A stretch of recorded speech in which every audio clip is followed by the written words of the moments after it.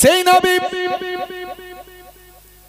বদরের ময়দানে আপনারা আমার নবী সিজদায় পড়ে গিয়ে আল্লাহর দরবারে বলেন, আল্লাহ अगर ये चंद नफूस मिट जाए तो कयामत तक तू ना पूछा जाएगा। এই অল্প সংখ্যক মুসলমান যদি শেষ হয়ে যায় কিয়ামত পর্যন্ত আপনাকে আল্লাহ বলে ডাকার কেউ থাকবে না।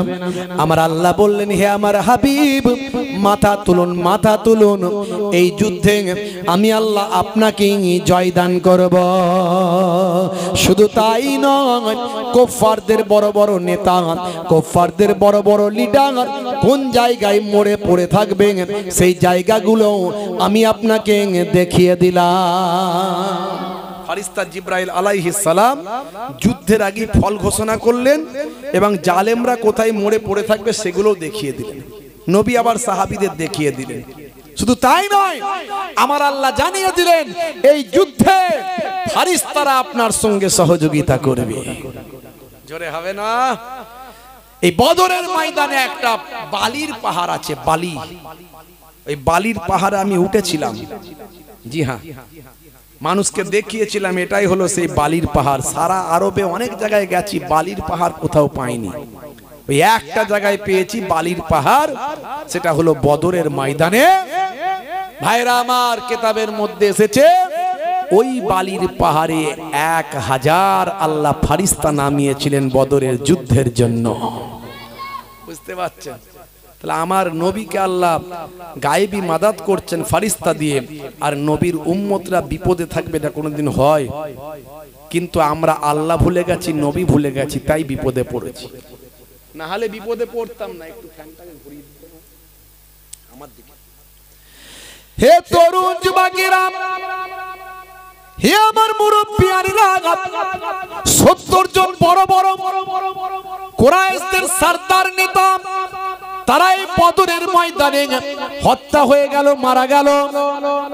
কুরাইশদের বড় রাগ হলো, ক্ষোভ হলো। বাবা, হে তরুণ যুবকেরা, হে আমার মুরব্বিয়ানেরা, শুনে রেখে দিন বাবা, জেনে রেখে দেন, আল্লাহর নবীর একজন চাচা যান ছিলেন, ভাই আমার বীর যোদ্ধা, বীর সৈনিক, তার নাম হলো হযরতে হামজা রাদিয়াল্লাহু তাআলা আনহু।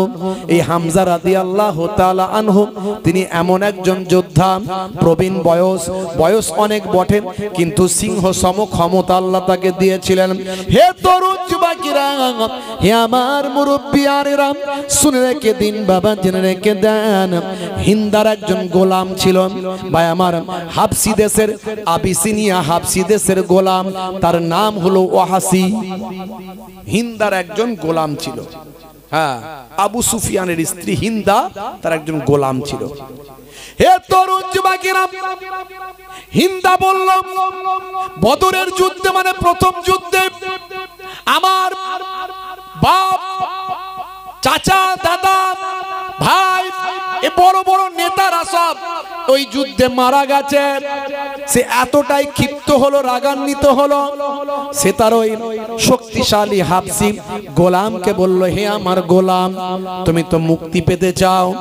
তৎকালীন যুগে এখন যেমন বাজারে গরু ছাগল বিক্রি হয়, তখনকার যুগে মানুষ বিক্রি হতো, আর এই হাবসি গোলামরা অনেক শক্তিশালী হতো।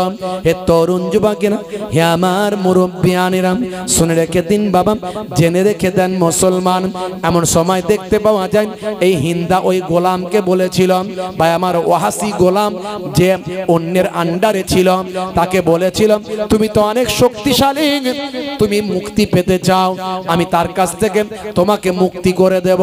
যদি আজকে তুমি এই যে যুদ্ধ শুরু হবে, এই ওহদের যুদ্ধে যদি 3 জনের মধ্যে যে কোনো একজনকে যদি তুমি শহীদ করতে পারো, তাহলে তোমাকে মুক্তি দান করা হবে। শুধু তাই নয়, শুনে রেখে দাও, আমি হিন্দা, আমার শরীরে যত অলংকার আছে সেই অলংকার তোমাকে দিয়ে দেওয়া হবে। বিখ্যাত, শক্তিশালী, দীর্ঘদেহী ভাই আমার এই লড়াকু যোদ্ধা ওয়াহাসি চিন্তা করলো, হায় রে হায়, আমি যদি মুক্তি পাই তাহলে আমার কপাল খুলে যাবে। আমি তো গোলাম, আমাকে এরা কত অত্যাচার করে, কত কটু কথা বলে, আর আমারই বন্ধু হযরতে বেলাল হযরতে বেলাল সে ইসলাম গ্রহণ করে সে আজকে আজাদ, কত সম্মান তার, সে কত ইজ্জত, তাকে মুসলমানরা কত সম্মান করে, সে সব জায়গায় তাদের কাছে বসতে পারে, তাদের আলোচনা গল্প গুজবে থাকতে পারে, তাদের মধ্যে কথা কথোপকথন বাক্যালাপ করতে পারে। আর আমি এক গোলাম, এই কুফারেরা আমার মনিবেরা আমাকে কাছে বসতে দেয় না, আমাকে গোলামের মতো মনে করে, চাকর মনে করে, আমাকে দূরে দূরে রাখে, কটু কথা বলে, ভাষা খারাপ করে। যাক, আমি বাবা যদি গোলামি থেকে মুক্তি পাই আমার জীবন ধন্য হবে। ভাইরা আমার, তার মুসলমানদের সঙ্গে কুফারদের সঙ্গে কোনো লেনা দেনা কিছু ছিল না, কিন্তু সে বড় শক্তিশালী লোক ছিল ওয়াহশী। হে তরুণ যুবকেরা, আমি একটু নবী প্রেমের কথা শুধু বলছি। মুসলমান কেমন নবীর প্রতি প্রেম ভালোবাসা রাখতে হবে, এই ওয়াহশীর কথা বলতে গিয়ে একটু আলোচনা করে দিচ্ছি। হে তরুণ যুবকেরা, হে আমার মুরব্বিয়ানেরা, শুনে রেখে দিন বাবা, জেনে রেখে দিন বাবা। এমন সময় ভাই আমার ওয়াহশী প্রতিজ্ঞাবদ্ধ হলো, হিন্দার সঙ্গে প্রতিজ্ঞাবদ্ধ হলো, আমি আপনার কথা রাখবো, আপনি আপনার কথা রাখবেন। ভাই আমার আবিসিনিয়া থেকে একটা ভাই আমার নিজের শক্তিশালী একটা বল্লাম নিয়ে এসেছিল, সে নিজে হাতে করে ওই বল্লামটা সব জায়গায় নিয়ে ঘুরে বেড়াতো।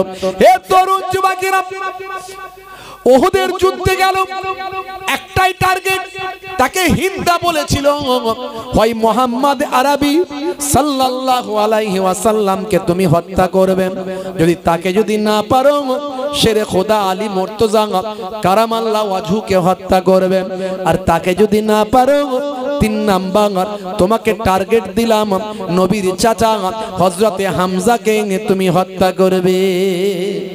ওয়াহশী চিন্তা করলো, নবী মুহাম্মদ আরবিকে তো হত্যা করতে পারবো না সাল্লাল্লাহু আলাইহি ওয়াসাল্লাম, কারণ নবীর সঙ্গে তো অনেক নবীর সাহাবীরা সঙ্গে থাকে, নবীর গায়ে টাচ করতে গেলে সাহাবীরা নিজেদের জীবনটা উৎসর্গ করবে, সেই নবীর কাছাকাছি যাবার ক্ষমতা আমি ওয়াহশীর হবে না। হে তরুণ যুবকেরা, 2 নাম্বার চিন্তা করলো, হযরতে আলীকে মারতে পারবো কিনা, চিন্তা করলো, হায় রে হায়, হযরতে আলীর সামনে যাওয়া মানে আজরাইল ফারিস্তার সঙ্গে মুলাকাত করা, না না না না, হযরতে আলীর সঙ্গে পেরে উঠতে পারবো না। তাহলে একমাত্র রাস্তা রইল ওই সিংহ সম প্রবীণ ওই যোদ্ধা, নাম হলো হযরতে হামজা রাদিয়াল্লাহু তাআলা আনহু। এই হামজা রাদিয়াল্লাহু তাআলা আনহুর একটা দুর্বলতা ওয়াহশী জানতো। ওয়াহশী চিন্তা করলে একটা দুর্বলতা আছে হযরতে হামজার। কি দুর্বলতা? না, হযরতে হামজা এমনি প্রবীণ মানুষ, কিন্তু অনেক শক্তিশালী, সিংহ সমতার ক্ষমতা, কিন্তু যখন যুদ্ধ করেন তখন সামনে তাকিয়ে যুদ্ধ করেন, আশপাশে কি হচ্ছে অত লক্ষ্য রাখেন না। এটা হলো হযরতে হামজা রাদিয়াল্লাহু তাআলা আনহুর একটা দুর্বলতা, ওয়াহশী জানতো। তাই ঠিক করলো, আমি পারলে হযরতে হামজাকে হত্যা করতে পারবো। হে তরুণ যুবকেরা, প্রবল গতিতে যুদ্ধ চলছে, সে আমি উহুদের ময়দানটাও গিয়ে দেখে এলাম। হে তরুণ যুবকেরা, আল্লাহর নবীর সামান্য একটা কথার অবজ্ঞা করার জন্য যে 50 জন তীরন্দাজকে আল্লাহর নবী ওই গিরিতে দাঁড় করিয়েছিলেন পাহাড়ের উপর, যুদ্ধে জয় হোক পরাজয় হোক তোমরা ওই গিরিপথ কখনো ছাড়বে না, ওই পাহাড় থেকে নামবে না, 50 জন তীরন্দাজ তোমরা দাঁড়িয়ে থাকবে, কোনোভাবে জালেমরা যাতে ঘুরে না আসতে পারে। হে তরুণ যুবকেরা, প্রথম তবকায় যুদ্ধে জয়লাভ মুসলমানদের হলো, কিন্তু আল্লাহর নবীর কথা তারা ভুলে গেল, মনে করলো যুদ্ধে তো জয় হয়ে গিয়েছে। ওই 50 জন তীরন্দাজ পাহাড় থেকে গিরিপথ ছেড়ে দিল। আর সে সময় হযরতে খালিদ বিন ওয়ালিদ তিনি ঈমান কবুল করেননি, তখন মুসলমানদের নেতা ছিলেন না, বরং তিনি কুফফারদের নেতা ছিলেন। হযরতে খালিদ বিন ওয়ালিদ তিনি ভীষণ প্রথম থেকেই তিনি একজন মেধা এবং একজন ভাই আমার উচ্চ মেধা সম্পন্ন এবং পরিকল্পনাকারী এবং ভবিষ্যৎ প্রণয়নকারী এবং দূরদৃষ্টি সম্পন্ন সুমেধা সম্পন্ন শক্তিশালী বীর যোদ্ধা ছিলেন। সেই সময় তিনি পেছন দিক থেকে ঘুরে এসে মুসলমানদের উপর নতুন কায়দায় ঝাঁপিয়ে পড়ে 70 জন মুসলমান সাহাবী সেদিন শহীদ হয়েছিল। ছিল। হে তরুণ যুবকেরা, হযরতে হামজাকে প্রথম থেকেই টার্গেট করেছিল ওয়াহাশী। ওয়াহাশী হলো এমন একজন যোদ্ধা, সে কারো সঙ্গে যুদ্ধ তেমন করতো না। ভাই আমার, যুদ্ধের ময়দানে একটা টার্গেট করে নিত, যাকে টার্গেট করতো তাকেই কেবল আঘাত করত, অন্য কারো সঙ্গে তার কোনো লেনা দেনা ছিল না। হযরতে হামজাকে দেখলো যে তিনজন কুফারে কুরাইশ, বড় বড় কুরাইশদের বড় বড় সরদার নেতা জালেমদের হযরতে হামজা কচু কাটা করছেন।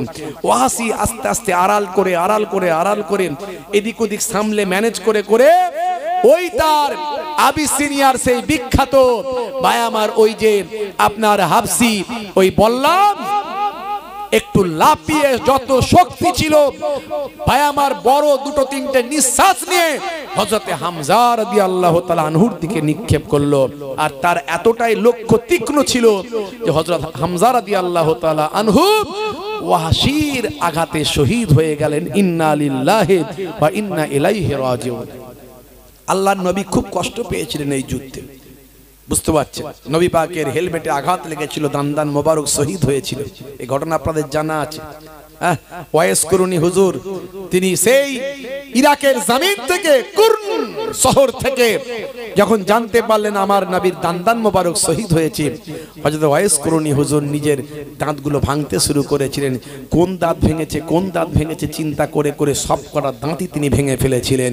নবীর জামানা পেয়েছিলেন, কিন্তু মা অসুস্থ ছিলেন বলে হযরত ওয়াইস কুরুনি হুজুর নবী পাকের দিদার করতে পারেননি, তাই নবী পাকের সাহাবী হতে পারেননি, কিন্তু আফজাল তাবেঈ হয়েছিলেন। জোরে বলুন সুবহানাল্লাহ। আল্লাহর নবীর সাহাবীদের দিদার পেয়েছিলেন, এবং আল্লাহর নবী হযরত ওয়াইস কুরুনির পরিচয় সাহাবীদের হযরত আলী মুর্তজা এবং আবু বকর, হযরত ওমর ফারুককে দিয়েছিলেন। ওয়াইস কুরুনির সিম্পটম গুলো বলেছিলেন, এবং বলেছিলেন ওয়াইস কুরুনি যদি দোয়া করে, ছাগলের পাল পরিমাণ যে গায়ে পোশাক, যে লোম থাকে, এই লোম পরিমাণ সওয়াব, লোম পরিমাণ গুনাহমাফ ওয়াইস কুরুনির দোয়াতে আমার আল্লাহ আমার উম্মতের কবুল করে নেবেন। এবং নিজের গায়ের জুব্বাটা ওয়াইস কুরুনি হুজুরের জন্য আল্লাহর নবী পাঠিয়েছিলেন। হযরত ওমর ফারুক, হযরত আলী মুর্তজা হুজুর নিয়ে এসেছিলেন। তো সেই কত কষ্টের দিন নবী আমার গেছে ইসলামকে টিকিয়ে রাখার জন্য, নামাজকে টিকিয়ে রাখার জন্য, যাতে কোরআনকে টিকিয়ে রাখার জন্য, মসজিদ মাদ্রাসা টিকিয়ে রাখার জন্য, ঈমানকে টিকিয়ে রাখার জন্য। কিন্তু বড় দুঃখ লাগে আজকে মুসলমান, আজকে আমরা ঈমানের বিষয়ে চিন্তা করি না। আমরা কাটা খাই না গোটা খাই, ও নিয়ে ভাবার দরকার আমাদের নাই। দেখবেন মনজানিস, মিয়ামোর, যে সমস্ত বাজারে বাজারে দোকানগুলো হয়েছে মিষ্টির, স্পেশাল সুন্দর সুন্দর মিষ্টির দোকান, ওখানে আবার চিকেনের সবকিছু পাওয়া যায়। আবার একটা মুফতি সাহেবের একটা বোর্ড টাঙানো থাকে, হালাল হালাল চিকেন। কে ফতোয়া দিচ্ছে, একটা মুফতি সাহেবের নাম লেখা থাকে। ও মুফতি কোথাকারের মুফতি কে জানে, কোথায় বাড়ি, সেও অরিজিনাল ঠিক জানে কি জানে না কোনো ঠিক নাই। ওই মনজানিস, মিয়ামোর, ওই যে সমস্ত দোকানগুলোতে টাঙানো থাকে হালাল বলে। আর মুসলমানের ছেলে, দাড়িওয়ালা, টুপিওয়ালা, নামাজি, হাজি সাহেব, গাজী সাহেব, সুফি সাহেব, মৌলানা সাহেব, মুফতি সাহেব, ও যাচ্ছে ফাটাফাট বলছে ওটা হালাল, অসুবিধা নাই। চিকেনের বিভিন্ন রকম মেটেরিয়ালগুলো, খাবারগুলো কিনছে আর খাচ্ছে। ও জানে না যে অরিজিনাল কতটা সত্যি হালাল, তো কে হালালটা করেছে, কেমন করে করেছে, হ্যাঁ, একবারও চিন্তা করলো না। আমি উমরা হজ করে ফিরে আসছি ভাই, বুঝতে পারছেন? আরো সাধারণ মানুষ তো হজে যাচ্ছে, অনেক উমরা হজ করতে যাচ্ছে, আল্লাহ কবুল করে নিয়েছে, নবীর ডাক এসেছে, আল্লাহর ডাক এসে চলে গেছে।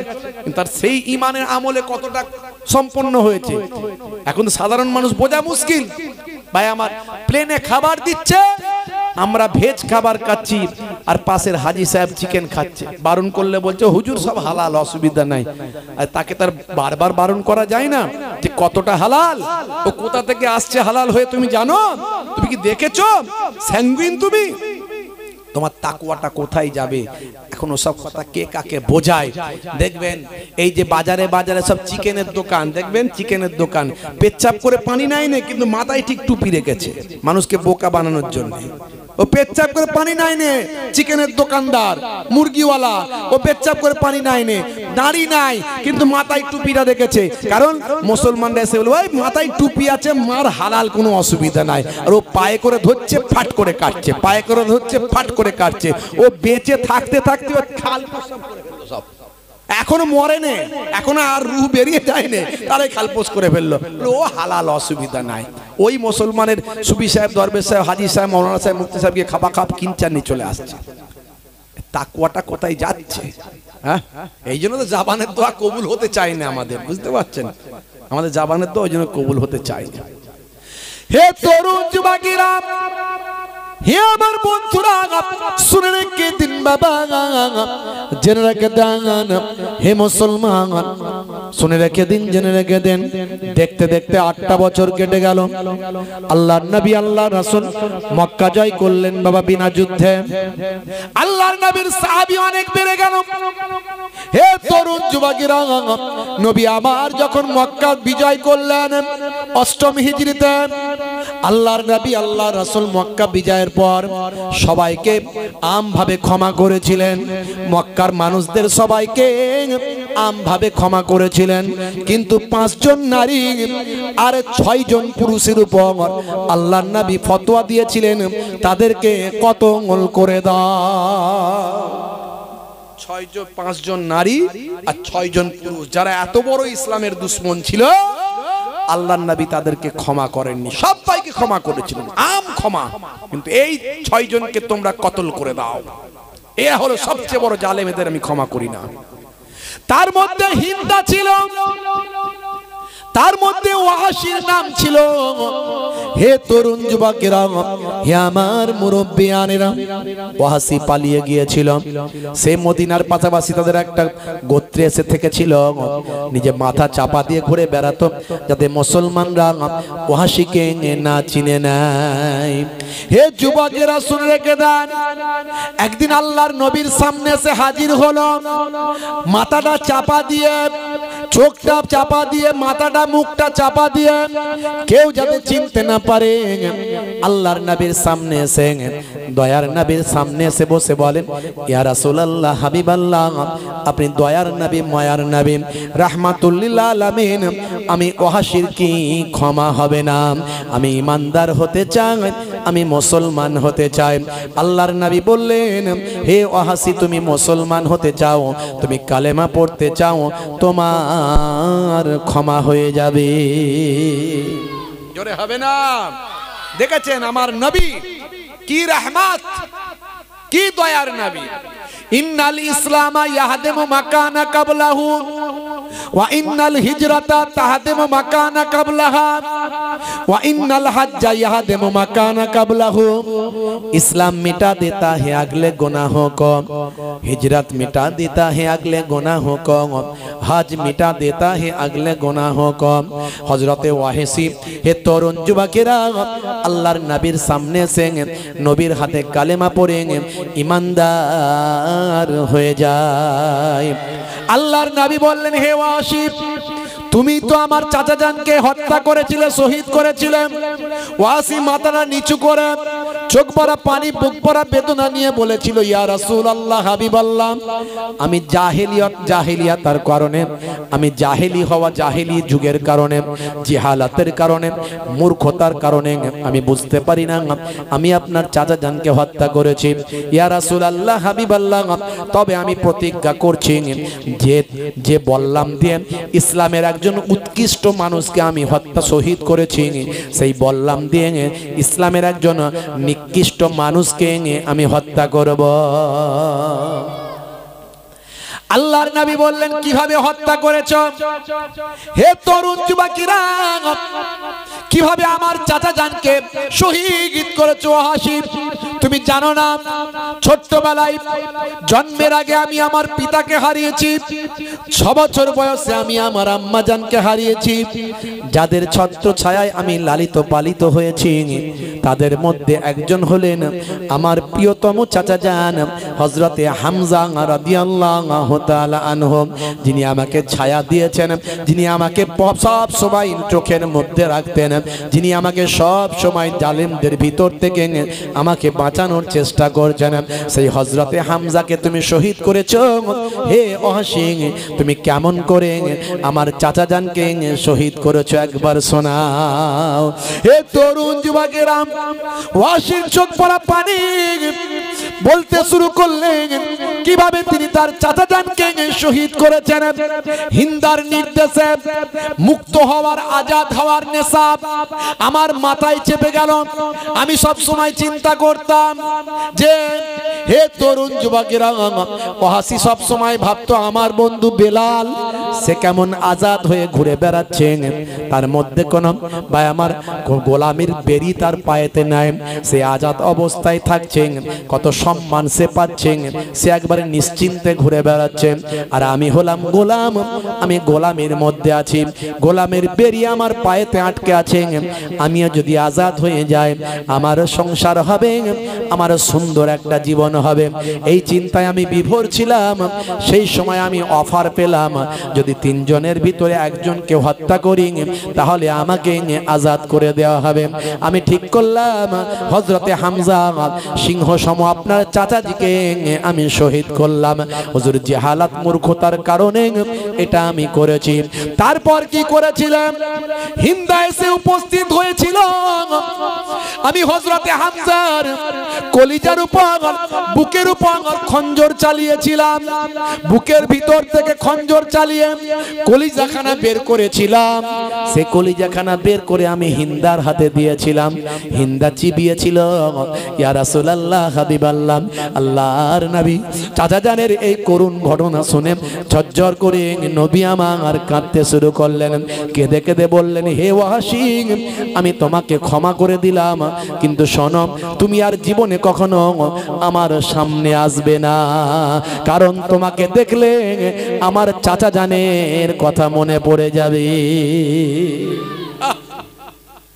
যতদিন ওয়াসি আমার নবীকে পেয়েছে, সামনে আর কোনোদিন আসেনি, পেছনে আসতেন, পেছনে বসতেন, গাছের আড়ালে থাকতেন, পাতার আড়ালে থাকতেন, আল্লাহর নবীকে দূর থেকে দেখতেন, কাছে আর আসতেন না। নবীর প্রেম তার ভিতরে এমন চলে আসলো, ছটফট ছটফট করতো, সবসময় কাঁদতেন, সবসময় কাঁদতেন। আর চিন্তা করতেন যে বল্লাম দিয়ে ইসলামের একজন উৎকৃষ্ট মানুষকে আমি শহীদ করেছি, সেই বল্লাম দিয়ে যেন আমি ইসলামের একজন নিকৃষ্ট মানুষকে হত্যা করতে পারি। হে তরুণ যুবকেরা, হে আমার বন্ধুরা, হে আমার মুরব্বিয়ানিরা, শুনে রেখে দিন বাবা, আল্লাহর নবীর ইন্তেকালের পরে বিভিন্ন জালেমদের আবির্ভাব হলো। হে তরুণ যুবকেরা, হে আমার মুরব্বিয়ানিরা, আল্লাহর নবীর ইন্তেকালের পরে অনেক জালেমদের আবির্ভাব হয়েছিল। হযরতে আবু বকর সিদ্দিক রাদিয়াল্লাহু তাআলা আনহুর যোগ্য নেতৃত্বে সমস্ত জালেমদের প্রতিহত তিনি করেছিলেন। তার মধ্যে একটা হলো ভণ্ড নবীর আবির্ভাব, মুসাইলামা কাজ্জাব। আল্লাহর নবীর জামানা থেকে তার বহিঃপ্রকাশ হয়েছিল। সে তার ভক্তদের বিভিন্ন ভাবে ট্রেনিং দিয়েছিল, এতটাই কঠোর বানিয়েছিল। হে তরুণ যুবকেরা, তার ভক্তটাও কিন্তু ভীষণ কঠোর ভাবে ভাই আমার মুসাইলামা কাজ্জাবকে তারা নবী বলে মেনে নিয়েছিল। হে তরুণ যুবকেরা, খুবই সংক্ষেপ করে বলি, একসময় আল্লাহর নবীর সাহাবী হযরতে আবু বকর সিদ্দিক রাদিয়াল্লাহু তাআলা আনহু, এই মুসাইলামা কাজ্জাব যার বিশাল বড় একটা সৈন্যবাহিনী ছিল, বিশাল শক্তি সঞ্চয় করেছিল, সেই শক্তিকে ধূলিসাৎ করার জন্য, মুসাইলামা কাজ্জাবকে পদোন্নত করার জন্য, মুসাইলামা কাজ্জাবকে ভাই আমার ভস্মী করে দেওয়ার জন্য, ধ্বংস করার জন্য হযরতে আবু বকর সিদ্দিক ইসলামকে জিন্দা রাখার জন্য, ইসলামের দুশমন ইসলামকে মিটিয়ে দিতে চায়, আমার নবীর বড় শত্রু মুসাইলামা কাজ্জাবকে প্রতিহত করার জন্য হযরতে খালিদ বিন ওয়ালিদ যে ইসলামের আজকে বড় শক্তি সাইফুল্লাহ আল্লাহর তরবারি উপাধি পেয়েছেন, সেই হযরতে খালিদ বিন ওয়ালিদ জীবনে 150 খানা যুদ্ধ করেছিলেন, জীবনে একটা যুদ্ধেও কখনো তিনি পরাজিত হন না। যে হযরতে খালিদ বিন ওয়ালিদের নেতৃত্বে মুসাইলামা কাজ্জাবকে প্রতিহত করার জন্য আবু বকর সিদ্দিক হুজুর রাদিয়াল্লাহু তাআলা আনহু পাঠিয়ে দিলেন, যাও মুসাইলামা কাজ্জাবকে প্রতিহত করো।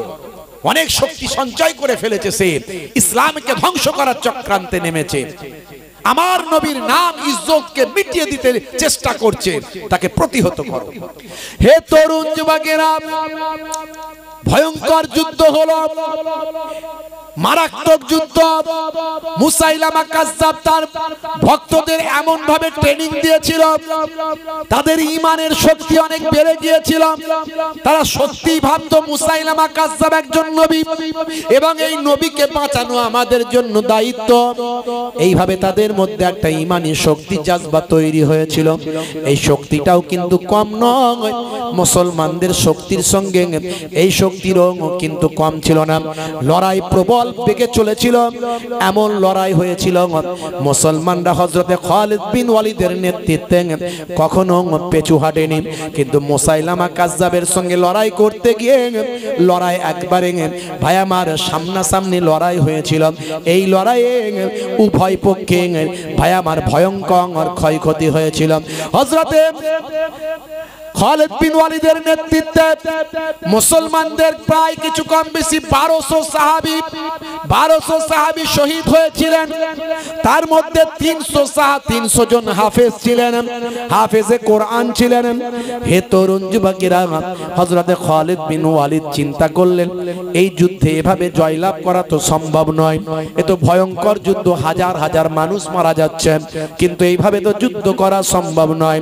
হযরতে খালিদ বিন ওয়ালিদ চিন্তা করলেন, আমাকেই একটা মুহূর্ত তৈরি করতে হবে, একটা ভয়ঙ্কর ঝুঁকি আমাকেই নিতে হবে। আমার আল্লাহ যদি বাঁচিয়ে রাখেন বাঁচব, না হলে আমাকে মুসাইলামাকে হত্যা করতে হবে, আমি একা হত্যা করব। খালিদ বিন ওয়ালিদ এমন একজন যোদ্ধা ছিলেন যিনি এই ক্ষমতা নেওয়ার মতো শক্তিশালী, তার শক্তি ছিল তার মধ্যে। মুসাইলামাকে একা হত্যা করবেন এই চিন্তা ভাবনা নেওয়ার মতো এই সাহস, এই শক্তি, এই মনোবল, এই মেধা হযরত খালিদ বিন ওয়ালিদের ছিল। হযরত খালিদ বিন ওয়ালিদ দ্রুতগামী একটা শক্তিশালী ঘোড়া নিয়ে চলতে শুরু করলেন ঝড়ের গতিতে। হে তরুণ যুবকেরা, হাতে ঢাল তলোয়ার নিয়ে যত জালেমদের পক্ষ থেকে তীর আসছে সব রুখে দিচ্ছেন। হে তরুণ যুবকেরা, হে আমার মুরব্বিয়ানেরা, শুনে রেখে দিন বাবা, জেনে রেখে দিন বাবা, একজন বড় যোদ্ধা ভাই আমার কুফফারদের মুসাইলামা বিন কাজ্জাবদের একজন মুসাইলামা কাজ্জাবদের বড় যোদ্ধা যখন হযরতে খালিদ বিন ওয়ালিদের দিকে একটা বড় বল্লাম উঁচিয়ে আসছে ঘোড়াতে সাওয়ার তাকে শহীদ করার জন্য, সেই সময় মুসলমানদের ভিতর থেকে একটা ভাই আমার তীরন্দাজ তীর নিক্ষেপ করে ওই বাবা মুসাইলামা কাজ্জাবের বড় যোদ্ধার গলায় নিক্ষেপ করল, সঙ্গে সঙ্গে সে মাটিতে লুটিয়ে পড়ল। হযরতে খালিদ বিন ওয়ালিদ তার পরিকল্পনা চেঞ্জ করে ফেললেন। তিনি ভাই আমার সঙ্গে সঙ্গে তীর দিয়ে যুদ্ধ করা, তলোয়ার যুদ্ধ করা বাদ দিয়ে সঙ্গে সঙ্গে তার পড়ে যাওয়া ওই যে বললাম সেটাকে কুড়িয়ে নিলেন। কুড়িয়ে নিয়ে ঘোড়ার উপর থেকে ভাই আমার লাফিয়ে উঠলেন এবং সকলের মাথার উপর দিয়ে ঘিরে থাকা মুসাইলামা কাজ্জাবের দিকে বাতাসের গতিতে কয়েকটা দম নিয়ে সেই বড় ভাই আমার বললামটা ছুঁড়ে দিলেন। কিন্তু অল্পের জন্য মুসাইলামা কাজ্জাব বেঁচে গেল, তার বডিগার্ড তার সঙ্গে যে ছিল সে সেখানে পড়ল, মারা গেল। এই ঘটনা মুসাইলামা কাজ্জাবের ভিতকে নড়িয়ে দিয়েছিল, তাদের মনোবলকে ধ্বংস করেছিল। মুসাইলামা কাজ্জাব সেখান থেকে তার সঙ্গীদের নিয়ে ছুটতে শুরু করলো, তার ভিত, তার মনোবল, তার শক্তি শেষ হয়ে গেল। ভাই আমার ছুটে গিয়ে একটা বাউন্ডারি প্রাচীরের ভিতর তারা ঢুকে পড়ল এবং মৃত্যু ভয় তাদেরকে আঁকড়ে ধরলো। সেই সময় প্রাচীরের ভিতরে ঢুকে তারা পাচিরটা দরজা বন্ধ করে দিল। এদিকে ওয়াহশী তার একটাই টার্গেট, একটাই লক্ষ্য, একটাই টার্গেট, যে কুফার আমি ইসলামের সবচেয়ে বড় মাপের ব্যক্তিকে আমি যে শহীদ করেছি, এখন সেই বললাম দিয়ে মুসলমানদের সবচেয়ে নিকৃষ্ট ব্যক্তিকে আমি হত্যা করতে চাই। তার একটাই টার্গেট, বুঝতে পারছেন বন্ধুরা আমার, তরুণ যুবকেরা আমার, ওয়াহশীর মনে সব সময় যন্ত্রণা। যতদিন নবী হায়াতে ছিলেন ততদিন আমাকে মুখ দেখাননি, আমি তার মুখ দেখিনি, আমি ইসলাম বুঝতাম না, আমি নবী চিনতাম না, আমি নবীর চাচা জানকে আমি হত্যা করেছি, সারাটা জীবন ধরে আমি কষ্ট পেয়েছি। আহারে আজকেই আমার সুযোগ এসেছে মুসলমানদের মধ্যে থেকে দাঁড়িয়ে আর ইমানদারদের সবচেয়ে বড় শত্রু, নবীর সবচেয়ে বড় শত্রু, ইসলামের সবচেয়ে নিকৃষ্ট ব্যক্তি ওই মুসাইলামা কাজ্জাবকে হত্যা করে সেদিনের বদলা নেবার সুযোগ এসেছে। আজকে আমি এই সুযোগ ছাড়ব না। হে তরুণ যুবকেরা, হে আমার মুরব্বিয়ানেরা, ওই ভাই আমার পাচিরকে টপকে গিয়ে, পাচিরকে ভাই আমার টপকে গিয়ে দরজা খুলে ফেলা হলো। বিভিন্ন কৌশল করে ভাই আমার দরজা ভেঙে সেখান থেকে মুসলমানেরা ঢুকলো। মুসলমান নবীর সাহাবীরা ঢুকে হযরতে ওয়াহশী তাকে টার্গেট করলেন মুসাইলামা কাজ্জাবকে হত্যা করার। শেষে অবশেষে বিভিন্ন সবাইয়ের মাঝখান থেকে, চোখের আড়াল থেকে তার তীক্ষ্ণ মেধা আর তীক্ষ্ণ নজরকে কাজে লাগিয়ে আর ওই ভাই আমার হাবশী সেই ক্ষমতা সম্পন্ন বল্লামকে সামনে নিয়ে সকলের মাঝখান থেকে একটা জাম্পিং করে লাফিয়ে মাথার উপরে অনেকটা ফুট উঠে গেলেন। উঠে গিয়ে ওপর থেকে সকলের মাথার উপর দিয়ে ভেদ করে মুসাইলামা কাজ্জাবকে তিনি হত্যা করলেন। হে তরুণ যুবকেরা, ইসলামের বড় শত্রু যারা নবীর শান ইজ্জতকে নষ্ট করতে চায়, ইসলামের বড় শত্রু ভাইরা আমার, ইসলামকে ধ্বংস করে দিতে চায়, যাদের হাতে মুসলমানদের অনেক রক্ত লেগে আছে, নবীর সাহাবীদের অনেক রক্ত লেগে আছে। হযরতে ওয়াহশী যখন এই জালেমকে হত্যা করলেন, এই অপরাধীকে হত্যা করলেন, করে সেই বল্লামটাকে আকাশের দিকে তুললেন, তুলে বললেন কতালতু খায়রান নাস, কতালতু খায়রান নাস আর কতালতু শাররান নাস। আমি হত্যা করেছি এর আগে একজন ভালো মানুষকে এর আগে আমি হত্যা করেছি, আজকে আমি সর্বনিকৃষ্ট একজন মানুষকে আমি হত্যা করলাম। হে তরুণ যুবকেরা, সেই ওয়াহশী যতদিন বেঁচে ছিলেন ততদিন তিনি শান্তিতে থাকতে পারেননি, অনেক কষ্ট পেয়েছেন, তার দুঃখ যন্ত্রণা অনেক ছিল।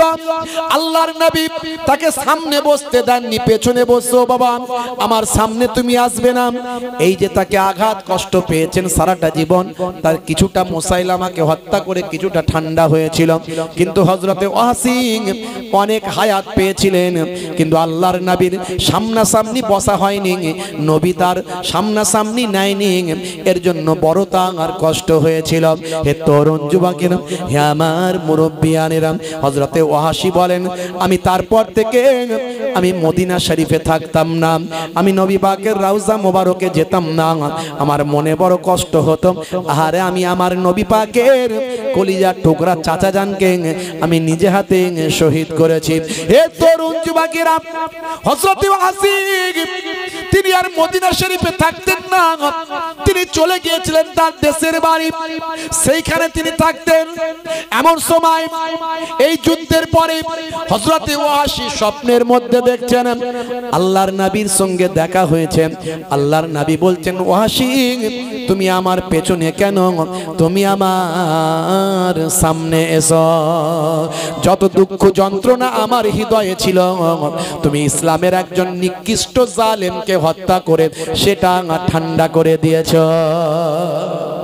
ভাইরা আমার, তরুণ যুবকেরা আমার, হযরতে ওয়াহশী কেমন নবী প্রেম ছিলেন।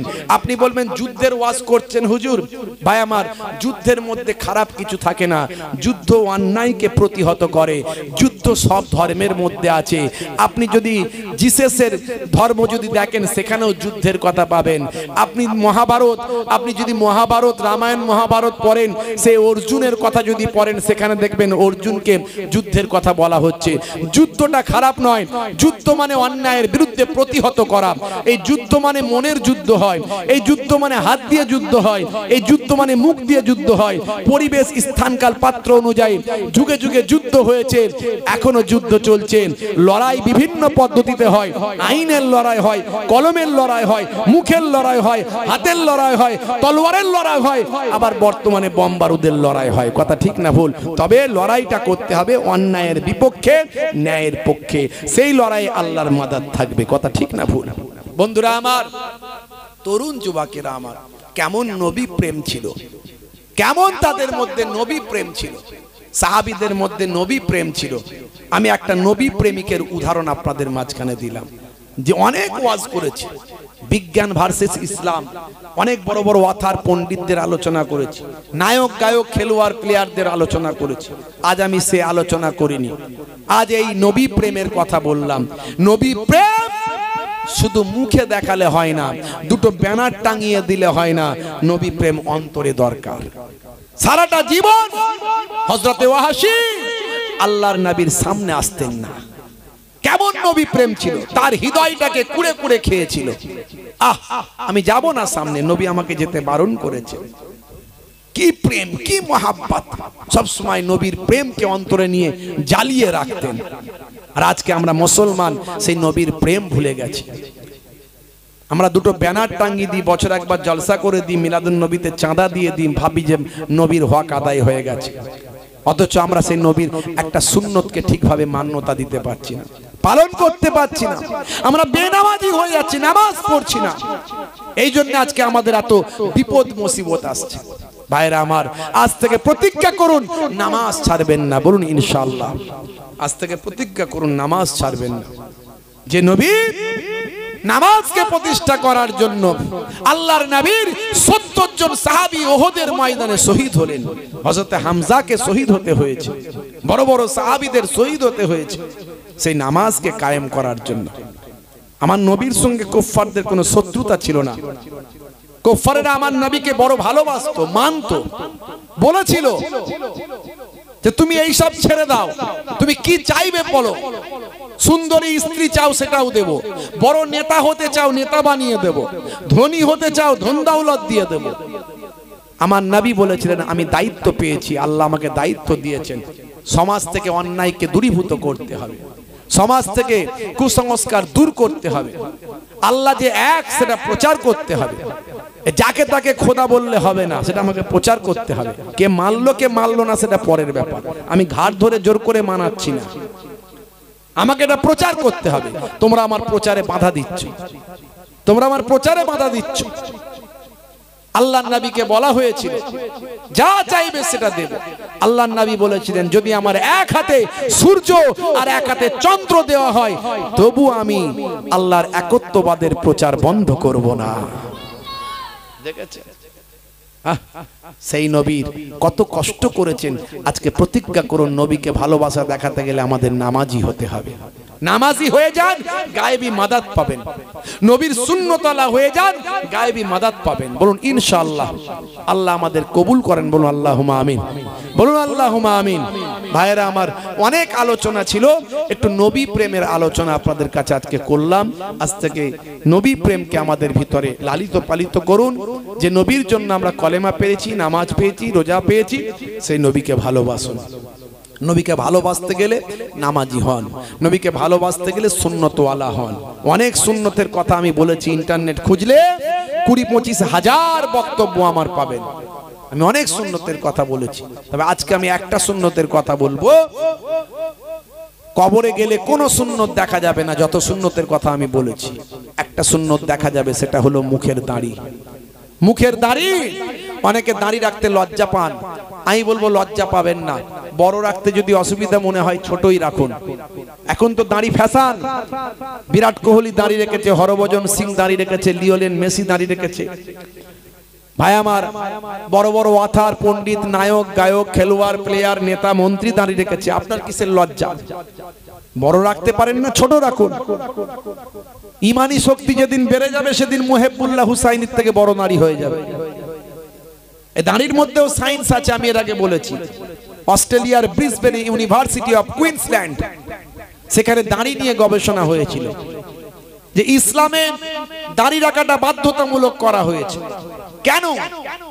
বড় বড় ওয়াথার পণ্ডিত, বড় বড় ভাই আমার, যত ইসলামিক স্পিরিচুয়াল ব্যক্তিত্ব আছে তারা সব দাঁড়ি রাখে। কারণটা কি?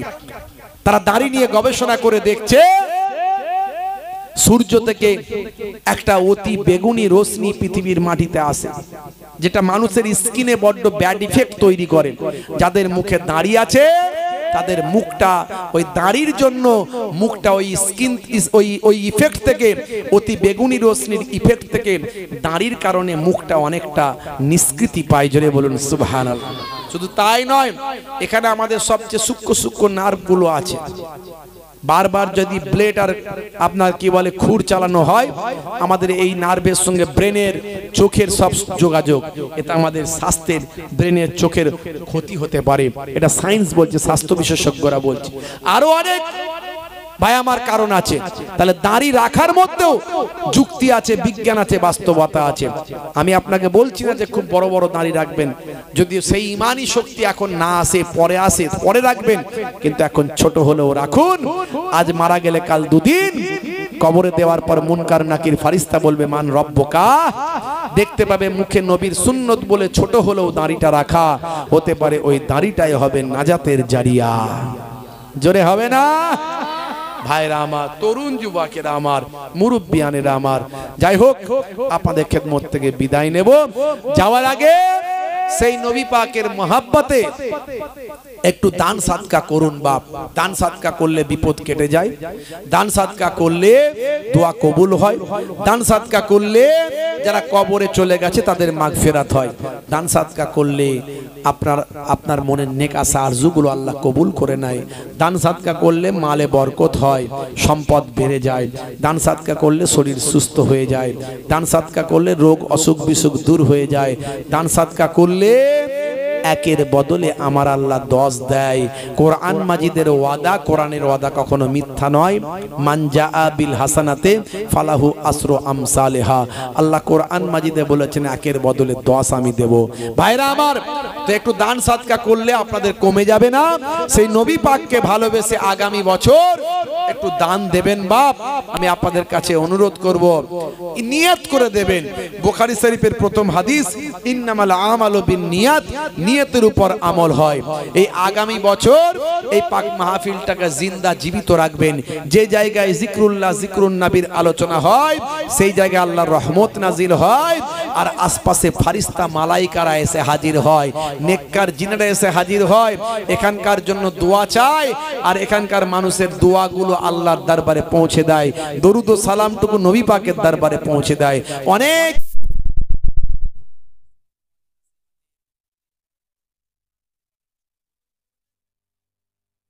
বন্ধ করবেন না। তা আগামী বছর এই জান্নাতের বাগানটা কায়েম রাখার ছিল। আল্লাহর নবী ওয়াজ করেছিলেন, হযরতে আলী মুর্তজা কারামাল্লাহু ওয়াজহুর উপকারে লেগেছিল। আল্লাহর নবী ওয়াজ করেছিলেন আবু জাহিলের কোনো উপকার হয় না। আল্লাহর নবী ওয়াজ করেছিলেন আবু লাহাবের কোনো উপকার হয়নি। নবীর ওয়াজেতে আবু জাহিল, আবু লাহাব হেদায়েত হয়নি, আর আমার আপনার ওয়াজে আবু জাহেলের আওলাদদের হেদায়েত হবে ভাই? হবে না। তাহলে আল্লাহ বলছেন তুমি ওয়াজ করে থাকো, হে নবী আপনি ওয়াজ করুন, আপনার ওয়াজ ঈমানদারদের উপকারে লাগে, আর হেদায়েত দেওয়ার মালিক তো আল্লাহ। আল্লাহ অন্য জায়গায় বলেছেন আমি যাকে চাই তাকে হেদায়েত দিই, যাকে চাই তাকে হেদায়েত দিয়ে, যাকে চাই না সে হেদায়েত হয় না। অন্য জায়গায় আবার বলেছেন ওই কওম, ওই জাতি, ওই সম্প্রদায়, ওই ব্যক্তি যতক্ষণ না হেদায়েত হওয়ার চেষ্টা না করবে আমি আল্লাহ তাকে হেদায়েত করি না। তাহলে হেদায়েত হওয়ার চেষ্টা করতে হবে। হে তরুণ যুবকেরা, হে আমার বন্ধুরা শুনে রেখে দিন বাবা, জেনে রেখে দেন হে মুসলমান, আমাকে আপনাকে এই অল্প দিনের জিন্দেগি, এই অল্প দিন দুনিয়ার জমিনটা আমাদের জন্য ক্ষণস্থায়ী, পরকালটা হলো চিরস্থায়ী। আমার আল্লাহ কোরআন মাজিদের ভিতরে বললেন বাল তুসিরুনাল হায়াতাদ দুনিয়া ওয়াল আখিরাতু খায়রুম ওয়া আবকা। এই দুনিয়া হলো তোমাদের জন্য ক্ষণস্থায়ী আর পরকালটা হলো তোমাদের জন্য চিরস্থায়ী। এই পৃথিবী অল্প দিনের, কুল্লু নাফসিন যায়কাতুল মউত, প্রত্যেক প্রাণী মাত্রই মৃত্যুর আস্বাদ গ্রহণ করবে। আজ বেঁচে আছো কাল থাকবে কিনা হে যুবক কোনো গ্যারান্টি নাই। আজ বেঁচে আছো কাল থাকবে কিনা তুমি জানো না বান্দা। শুনে রেখে দাও কত মানুষকে তুমি দাফন করেছো, কত মানুষের জানাজায় তুমি শরীক হয়েছো, কত মানুষকে তুমি মারা যেতে দেখেছো। তুমি যে বেঁচে আছো তার জন্য কতবার আল্লাহর দরবারে প্রশংসা হামদ করেছো। করেছি আমরা। আজকে যে আমরা বেঁচে আছি, কত মানুষ মারা যাচ্ছে, আল্লাহ যে এখন আমাদের হায়াতে রেখেছেন, কতবার শুকরিয়া আদা করেছি একবার ভাবেন তো, একবার বলেন তো দেখি। হে তরুণ যুবকেরা, হে আমার বন্ধুরা, শুনে রেখে দিন বাবা, জেনে রেখে দেন হে মুসলমান, আল্লাহর নবীকে সাহাবীরা কেমন মহাব্বত করেছেন, আল্লাহর নবীর নির্দেশনা কেমন তারা মেনেছেন, আমার আল্লাহর হুকুমটা কেমন তারা পালন করেছেন। হে যুবকেরা, হে আমার মুরব্বিয়ানেরা, শুনে রেখে দিন বাবা, জেনে রেখে দেন মুসলমান, আমার আল্লাহ কোরআন মাজিদের ভিতরে বললেন তোমাদেরকে পৃথিবীর জমিনে আমি পাঠিয়েছি আমার ইবাদত করার জন্য। ইবাদত ছাড়া অন্য কোন উদ্দেশ্যে আমি আল্লাহ সৃষ্টি করি না। মা খলাকতুল জিন্না ওয়াল ইনসা ইল্লা লিয়াবুদুন। ইবাদত করার সব কিছুতে থাকবে ইবাদত। আমরা ইবাদত মানে শুধু নামাজটা মনে করি। আমি যখন হাসবো, আপনি যখন হাসবেন, তখন যদি মুচকে হাসেন, দাঁতগুলো বেরোবে, সামান্য আওয়াজ হবে না, হাহা করবেন না, গালটা পুরো ফাঁক হবে না। যদি এই যে মুচকে হাসি যেটাকে বলা হয়, আল্লাহর নবীর এই হাসিটাকে বলা হতো তাবাসসুম হাসি। এই তাবাসসুম হাসিটা আমার নবী হাসতেন, বেশিরভাগ সময় নবী এই হাসিটা হাসতেন। আপনি যদি এই হাসিটা হাসেন যে নবী এভাবে হাসতেন, তাই আমি এভাবে হাসছি, তাহলে হাসলেও ইবাদত হবে।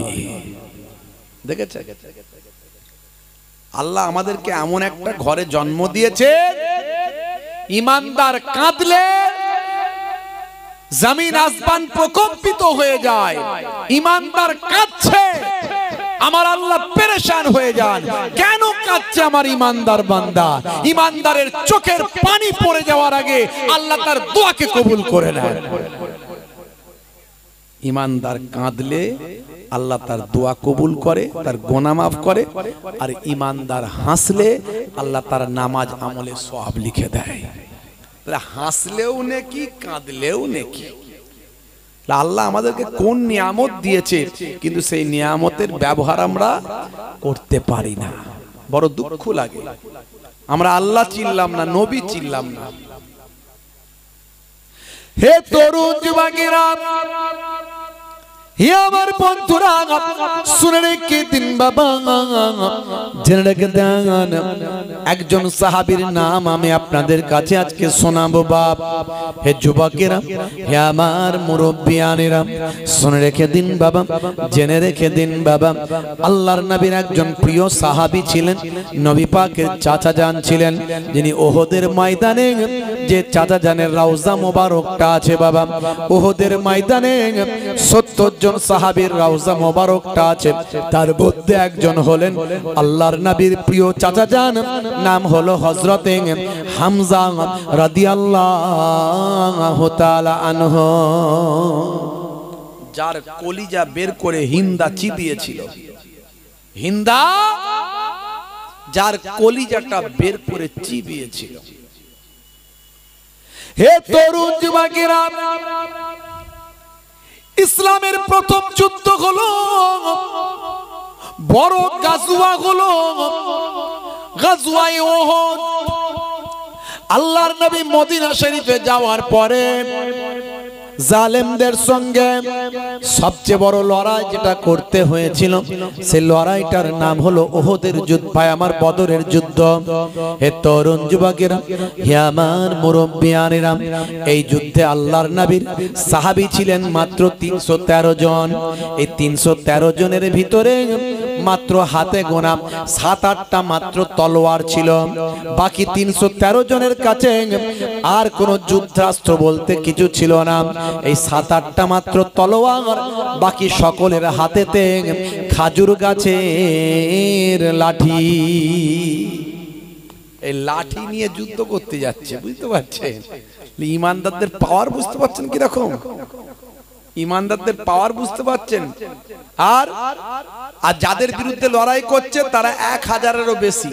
তাদের ঘোড়া আছে, তলোয়ার আছে, ঢাল আছে, যুদ্ধাস্ত্র আছে, অনেক কিছু আছে। আর তাদের সঙ্গে লড়াই হচ্ছে ইমানদারদের। কিসের জন্য? হক আর না হকের লড়াই, সত্য আর মিথ্যার লড়াই, সত্য আর মিথ্যার লড়াই। ওরা ইসলামকে মিটিয়ে দিতে চায়। ইসলাম কোনোদিন আগে বেড়ে যুদ্ধের কথা বলেনি, প্রত্যেকটা যুদ্ধ। এই তো আমরা মাত্র গোটা কতক মুসলমান। ইসলাম বাবা আদম নবী থেকে এসেছে, কিন্তু ইসলাম ধর্মটা আমার নবীর হাত ধরে কমপ্লিট হয়েছে। হ্যাঁ ভাইরা আমার, এই আরাফাতের ময়দানে একটা পাহাড় আছে, পাহাড়টার নাম হলো জাবালে রাহমা। জাবালে রাহমা, যে পাহাড়ে উঠে হযরতে আদম নবী দোয়া চেয়েছিলেন, 350 বছর কান্না করেছিলেন, আয় আল্লাহ আমি ভুল করেছি, তুমি যে গাছের ফল খেতে নিষেধ করেছো আমি খেয়ে ফেলেছি, আমি ভুল করেছি, আমাকে ক্ষমা করে দাও। আল্লাহ জান্নাত থেকে বের করে দিয়েছিলেন, আদম নবীকে পাঠিয়েছিলেন সিংহল, এই ভারতবর্ষের শ্রীলঙ্কা। ওখানে একটা পাহাড় আছে, আমরা বলি আদম পাহাড়, আর শ্রীলঙ্কার লোক বলে অ্যাডাম পাহাড়। তারা বলে তাদের ধর্মগুরুর পায়ের ছাপ, অনেকে অন্যান্য ধর্মের বলে তারা তাদের পায়ের ধর্মের পায়ে ধর্মগুরুর পায়ের ছাপ। আর ওই অ্যাডাম পাহাড়ে যদি কোনোদিন যান, ওই পাহাড়ে গিয়ে যে পায়ের ছাপটা পাবেন, আমাদের বিশ্বাস, আমাদের ধর্মীয় মতে সেটা হলো হযরতে আদম আলাইহিস সালাতু ওয়াস সালামের পায়ের ছাপ। আজও সেটা মানুষ উঠে দেখে, প্রায় 7 ফুট লম্বা কম বেশি। পায়ের ছাপটা হলো 7 ফুট লম্বা, তাহলে মানুষটা কত লম্বা ছিল বুঝতে পারছেন? আদম নবী। হে তরুণ যুবকেরা, হে আমার বন্ধুরা, হযরতে আদম নবীকে জান্নাত থেকে নামানো হয়েছিল শ্রীলঙ্কায় সিংহলে। এই ভারতবর্ষের জমিনে যারা মুসলমানদের কথা বলে, মুসলমানদের ভারত থেকে তাড়িয়ে দাও। হে তরুণ যুবকেরা, হে আমার মুরব্বিয়ানেরা, শুনে রেখে দিন, মুসলমানরা কোথা থেকে উড়ে এসে জুড়ে বসে না যে মুসলমানদের তাড়িয়ে দেবেন। এই মুসলমানরা এদেশেই জন্ম আর এই দেশেই মৃত্যু হবে। প্রতিদিন এই দেশের মাটিকে 5 বার করে মুসলমানরা চুমু খায়, আর এই দেশের মাটিটা হলো মুসলমানদের বাপের সম্পত্তি। যদি বলেন এটা কেমন করেন, শুনে রেখে দেন, জেনে রেখে দেন, পৃথিবীর প্রথম ব্যক্তি তিনি হলেন হযরতে আদম আলাইহিস সালাম। তাকে আমরা প্রথম পিতা বলি, আমাদের আদি পিতা বলি, আমাদের প্রথম নবী। সেই হযরতে আদম নবী মানুষ সৃষ্টি হওয়ার আগে সবচেয়ে প্রথম আদম নবীকে সৃষ্টি করা হয়েছিল। আর আদম নবীকে প্রথমে এই ভারতবর্ষের তৎকালীন যুগে অখণ্ড ভারত, সিংহল ভারতবর্ষের শ্রীলঙ্কায় হযরতে আদম নবীকে পাঠানো হয়েছিল। এই আদম নবী ভারতবর্ষে প্রথম এসেছিলেন, তাই মুসলমানদের বাপের জায়গা হলো এই ভারতবর্ষ। এটা আমাদের বিশ্বাস, এটা আমাদের বিশ্বাস। আর আজকাল তো মোটামুটি সুপ্রিম কোর্টের রায় পর্যন্ত বিশ্বাসে মাঝে মাঝে হয়, কথা ঠিক না?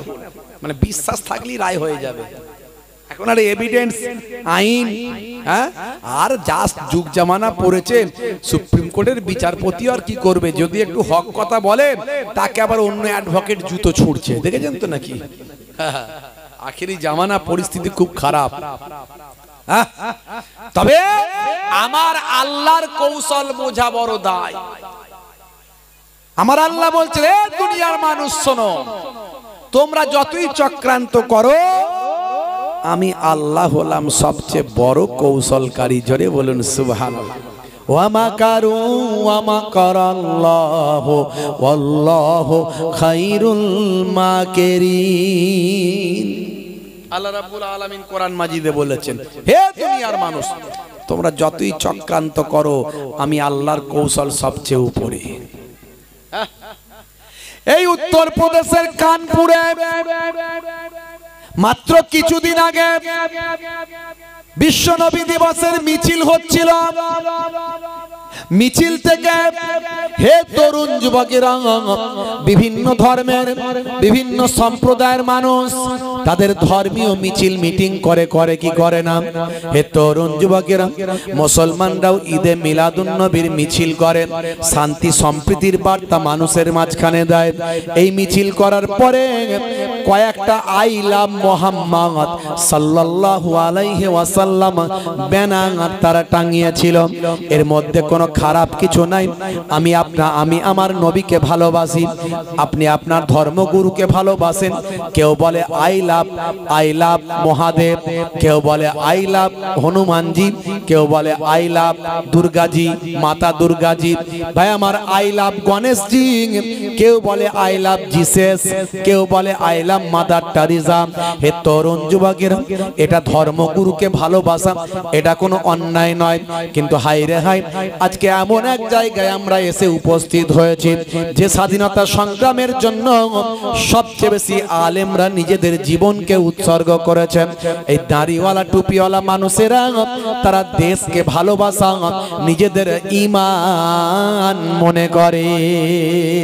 1450 বছর আগে আল্লাহর নবী আমাদের শিখিয়েছেন, হুব্বুল ওয়াতানে মিনাল ঈমান, দেশ প্রেম হলো ঈমানের অঙ্গ। ইতিহাস সাক্ষী দেয়, হে তরুণ যুবকেরা, হে আমার মুরব্বিয়ানেরা, সিপাহী বিদ্রোহের সময় 27,000 মুসলমানকে ইংরেজরা শহীদ করেছিল। শুধু তাই নয়, এরকম ভাবে যদি দেখেন, হাজার হাজার লক্ষ লক্ষ আলেম মুসলমানকে ইংরেজরা এই দেশের জন্য ফাঁসি কাস্টে ঝুলিয়েছিল। হে তরুণ যুবকেরা, কিছু দেশীয় ইতিহাস বিকৃত করলেও ইন্টারন্যাশনাল ইতিহাস বিকৃত করা যাবে না। আজও দিল্লির ইন্ডিয়া গেটে চলে যান, ইন্ডিয়া গেটে যদি আপনি গিয়ে দেখেন, ভাই আমার তরুণ যুবকেরা, 93,000 স্বাধীনতা সংগ্রামীদের ভাই আমার নাম সেখানে খোদাই করে লেখা আছে, যারা এই দেশের জন্য নিজেদের জীবনকে উৎসর্গ করেছেন। আমি সেখানে গিয়েও দেখে এসেছি, ইন্ডিয়া গেটে এই 93,000 স্বাধীনতা সংগ্রামী শহীদদের নামের ভিতরে প্রায় 63,000 কম বেশি মুসলমান বিপ্লবী শহীদদের নামটা সেখানে লেখা আছে। মুসলমানদের অবদান ইতিহাস অস্বীকার করতে পারবে না। মোল্লাদের ভালো লাগে না, মোল্লাদের ভালো লাগে না, বলে এপিজে আব্দুল কালাম লোকটা ভালো ছিল। তো ওটা তো মোল্লাই ছিল রে বাবু। এপিজে আব্দুল কালাম কি মোল্লা ছিল না? মোল্লাই ছিল। তাহলে মোল্লাদের ভালো লাগে না? হ্যাঁ, লড়াই কিন্তু হিন্দু মুসলমানের নয়, লড়াই খ্রিস্টান জৈন বৌদ্ধের লড়াই নয়, লড়াই হচ্ছে এক শ্রেণীর সাম্প্রদায়িক একটা দল বেরিয়েছে, সেই দল মুসলমানদের বিরুদ্ধে শুধু নয়, সংবিধানের বিরুদ্ধে লড়াই করছে তারা। আর সংবিধানকে বাঁচিয়ে রাখা শুধু মুসলমানদের দায়িত্ব নয়, এটা সবাইয়ের দায়িত্ব। হে তরুণ যুবকেরা, এই উত্তরপ্রদেশের জমিনে যারা আই লাভ মুহাম্মদ সাল্লাল্লাহু আলাইহি ওয়াসাল্লাম ব্যানার টাঙিয়েছিল, সেই ব্যানারকে পুড়িয়ে ফেলা হয়েছে, সেই ব্যানারকে অপমানিত করা হয়েছে।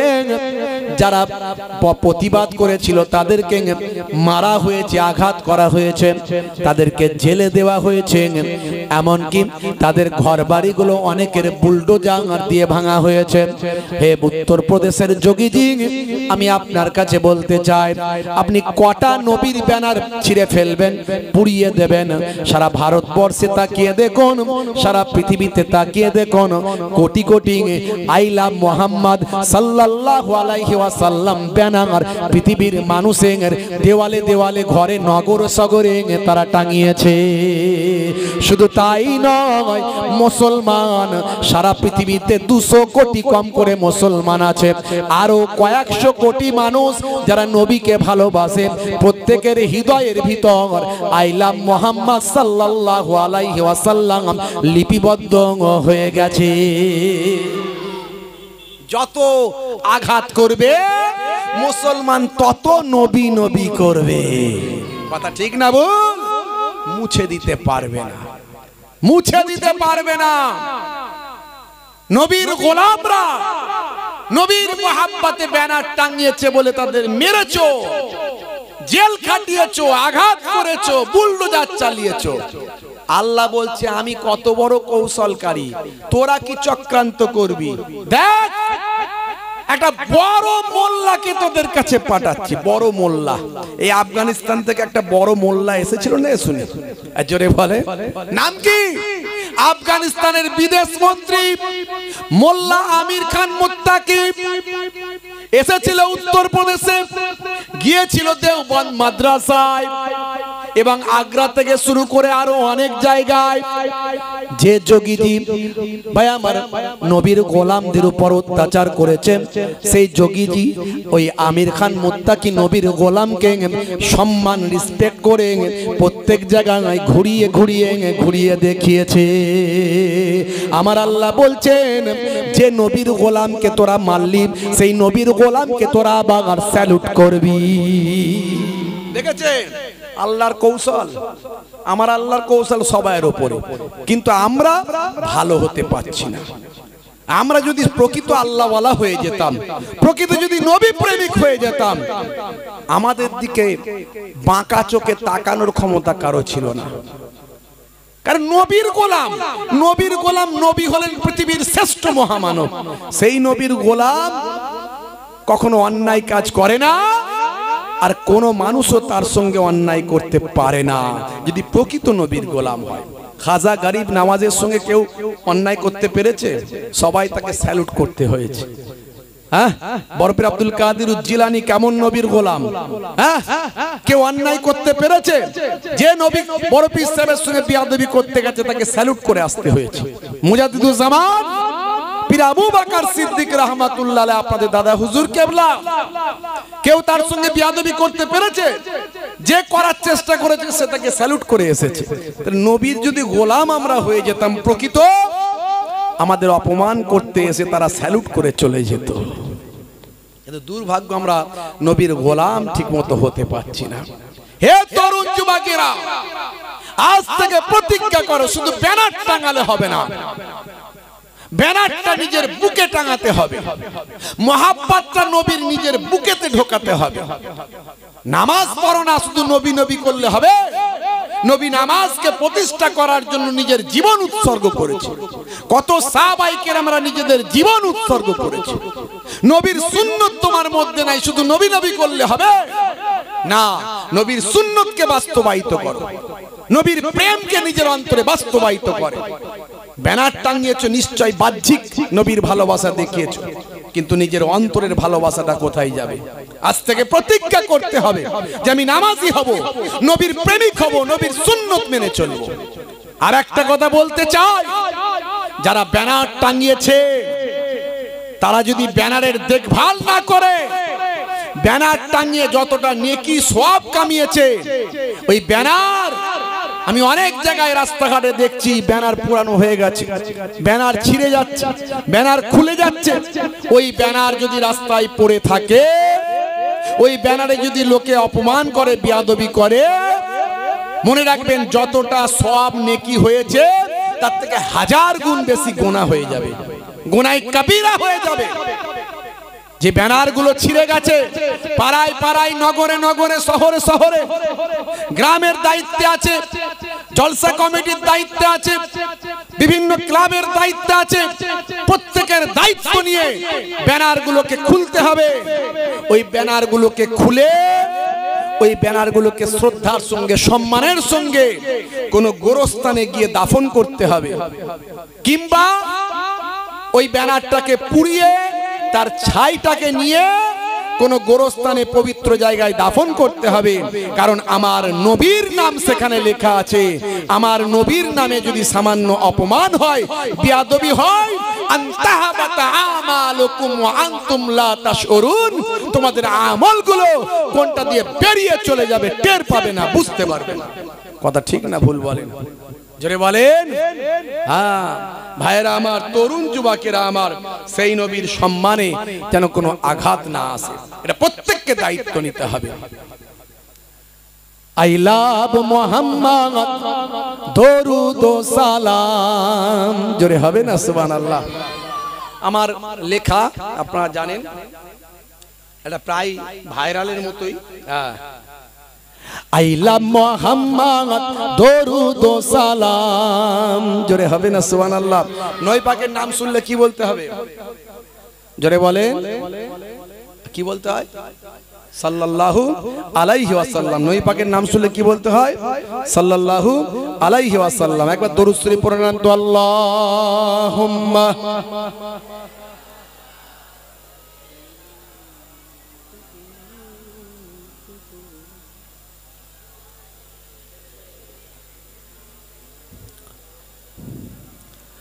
আইলা মুহাম্মদ, দরুদ ও সালাম, আইলা মুহাম্মদ, দরুদ ও সালাম, তুমি যে মনিব আমার, আমি যে গোলাম, জোরে হবে না?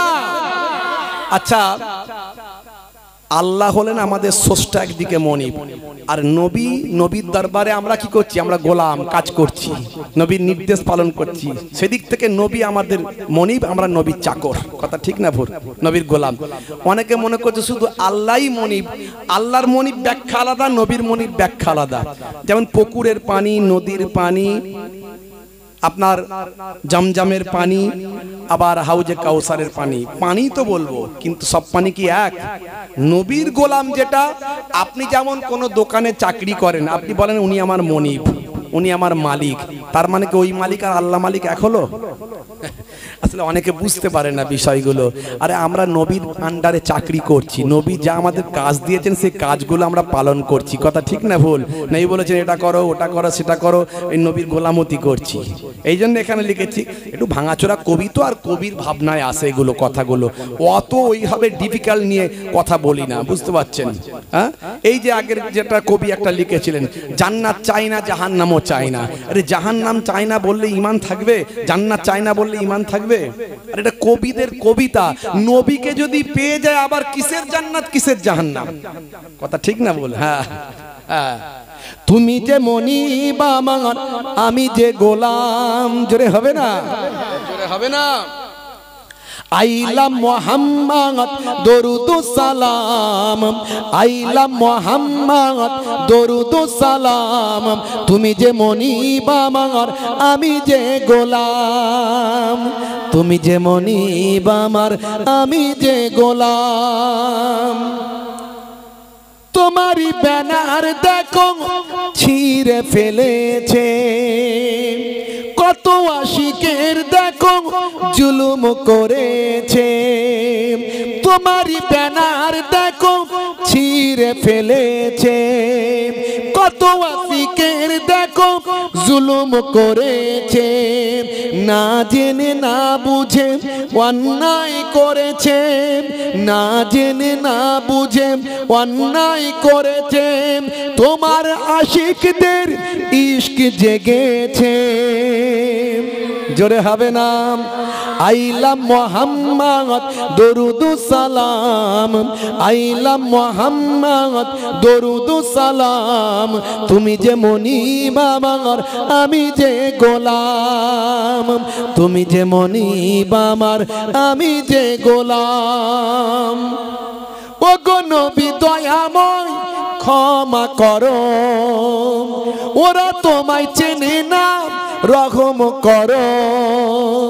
ও গো নবী দয়াময় ক্ষমা করো, ওরা তোমায় চেনে না রহম করো। তুমি কত দয়াবান, তুমি কত মেহেরবান, তুমি কত দয়াবান, তুমি কত মেহেরবান। মাইকেল জ্যাকসনও চিনেছিল। আইলা মোহাম্মদ দরুদ সালাম, আইলা মোহাম্মদ দরুদ সালাম, তুমি যে মনিব আমার আমি যে গোলাম, তুমি যে মনিব আমার আমি যে গোলাম। এক ছিল নারী কাঁটা দিত, নবীজির হাঁটার পথে একজন মহিলা কাঁটা বিছিয়ে দিত নবীকে কষ্ট দেওয়ার জন্য, দেখেছেন? আর আমার নবীর আহা। এক ছিল নারী কাঁটা দিত, ও গো নবী তোমার কষ্ট হতো। এক ছিল নারী কাঁটা দিত, ও গো নবী তোমার কষ্ট হতো। একদিন বিমারে ওই নারী পড়িলেন, একদিন বিমারে ওই নারী পড়িলেন, তুমি তাকে দেখিতে গেলে ওগো। হাই হাই নবী মুগ্ধ সবাই, হাই হাই নবী মুগ্ধ সবাই, ওই নারী মানে সাদটা যে পায়। জোরে হবে না? কি নবী আখলাক দেখিয়েছে। ওই নারী অসুস্থ বিছানায় পড়ে আছে, নবী আমার দেখতে গেছে, অবাক ওই নারী, আহা ইমানদার হয়েছে। আইলা মোহাম্মদ দরুদ সালাম, আইলা মোহাম্মদ দরুদ সালাম, তুমি যে মনিব আমার আমি যে গোলাম, তুমি যে মনিব আমার আমি যে গোলাম।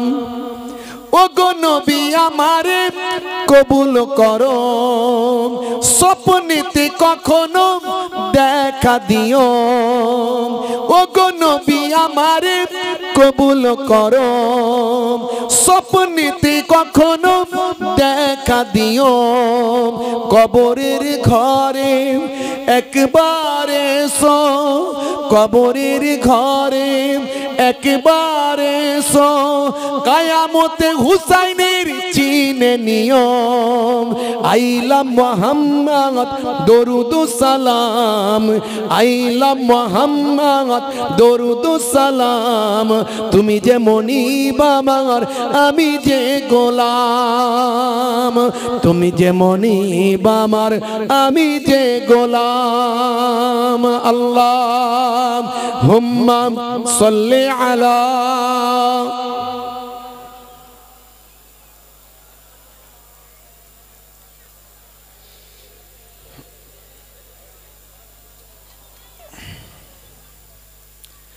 হে তরুণ যুবকেরা, হে আমার বন্ধুরা, শুনে রেখে দিন বাবা, জেনে রেখে দেন হে মুসলমান।